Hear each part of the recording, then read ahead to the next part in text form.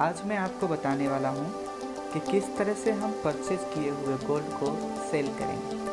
तो आइए अभी हम दिखाते हैं आपको। सबसे पहले हम अपना सिपली निकालेंगे और सिपली ओपन होने के बाद इसका एक ऑप्शन आता है गोल्ड पे जाने के बाद हम लॉकर में जाएंगे।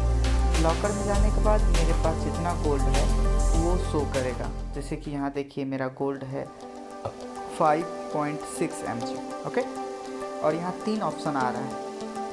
पहला है प्लस यानी बाय और आप खरीद सकते हो यहाँ से। दूसरा है माइनस यानी आप सेल कर सकते हो। और तीसरा है देखिए एक वैन का टिक डाला हुआ है और लिखा हुआ है डिलीवरी। तो अगर आप चाहते हो तो ये आपके घर तक भी पहुँचा जा सकता है। ओके, आप यहाँ से करोगे, एड्रेस डालोगे, वो आपके घर तक आ जाएगा। तो अभी हम सेल करते हैं। तो सेल करने के लिए हमको सेल बटन पे क्लिक करेंगे। सेल करने के बाद यहाँ सेल 2 तरह से होता है, 1 रुपीज़ में, 1 मिलीग्राम में। यहाँ देखिए कैसे हमेशा मिस्टेक करते हैं, 1 मिलीग्राम में, 1 रुपीज़ में। तो हम मिलीग्राम जाएंगे। मिलीग्राम इसलिए कि यहाँ जितना एक्यूरेट मिलीग्राम है हमको सारा निकालना है सपोज दैट, तो इसमें जाएंगे। अगर आपको रुपीज़ में जैसे कि 10 रुपये का निकालना है तो यहाँ 10 लिखेंगे तो 10 रुपये हो जाएगा। मान लीजिए अभी 5.6 निकालना नहीं है हमको, 5.6 हमको बस 20 रुपये का गोल्ड निकालना है, तो रुपीज़ में 20 लिख देंगे। यहाँ रुपीज़ में लिखेंगे 20 का देखिए 4 ग्राम है, आ गया। अगर हमको टोटल निकालना है तो यहाँ जाएंगे मिलीग्राम में और लिखेंगे 5.6। देखिए 27 रुपया 63 पैसा का ये होगा। मान लीजिए हम 5.0 निकाल रहे हैं, देखिए यहाँ 24 रुपया का। मान लीजिए हम 5.2 ले, जितना आपका मर्जी है जितना का आप निकाल सकते हो। तो सपोज दैट देखिए मान लो हम पूरा भी निकालने की कोशिश, मतलब 5.5 निकालते हैं सपोज दैट। हम ये एग्जांपल बता रहे हैं। और यहाँ क्लिक करेंगे, ओके, सेल का बटन आएगा, सेल करेंगे। हम मेल आईडी डालेंगे। यहाँ मेल आईडी कस्टमर का होना चाहिए, ये नहीं कि आप अपना ही मेल आईडी डालते जाओ, ऐसा नहीं। ये मेल आईडी पे एक मेल आता है और वो मेल में बताया जाता है कि जैसे कि मैं देख करके मैं बताता हूँ। इस पर मेल आईडी डालूंगा तो गोल्ड आपका परचेज हुआ इसका नोटिफिकेशन आता है। ओके, तो ये जो मेल आईडी है ये जेन्युइन होना चाहिए उसका। ओके, तो देन आप दे देते हैं। एक्चुअली ये अकाउंट मेरे घर का है तो ये मेरा ही हुआ, तो इसमें हम दे दिए api40@gmail.com दे दिए, सबमिट कर दिए।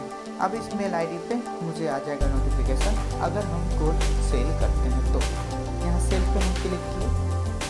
कभी कभी एक बार नहीं होता है तो आप 2 बार ट्राई कीजिए। सेल होने के बाद यहाँ बैंक सेलेक्ट करना है। मान लीजिए यहाँ आपका 5 बैंक ही शो कर रहा है, तो आप बोलोगे मेरे पास जो बैंक है यहाँ शो ही नहीं कर रहा है। तो यहाँ आप सर्च का ऑप्शन दिया गया है, आप यहाँ सर्च कर लो। जैसे कि सेंट्रल बैंक इसमें नहीं था, हम सेंट्रल सर्च कर रहे हैं।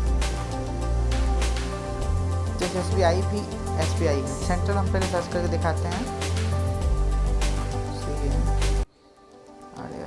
सेंट्रल सर्च, देखिए आ गया सेंट्रल बैंक ऑफ इंडिया। इसी तरह अगर बैंक नहीं मिल रहा है तो आप सर्च कर लीजिएगा। जैसे हम SBI का सर्च करते हैं, SBI, तो SBI तो इसमें है ही, तो जो है मान लीजिए हमको SBI में डालना है। अब दूसरा ऑप्शन आ रहा है यहाँ कि SBI, देखिए ऊपर में सेलेक्ट है यहाँ SBI। अब यहाँ आ रहा है IFSC कोड, तो आपका जो बैंक है उसका IFSC कोड डाल दोगे। जैसे कि आप अपने बैंक का IFSC कोड, जैसे कि मेरे बैंक का जो IFSC कोड है मैं वो डाल रहा हूँ।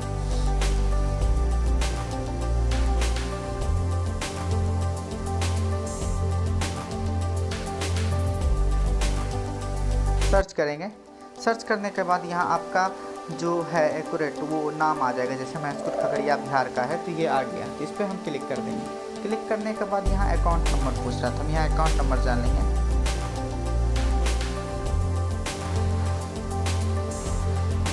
डाल दिए, यहाँ ओके करेंगे।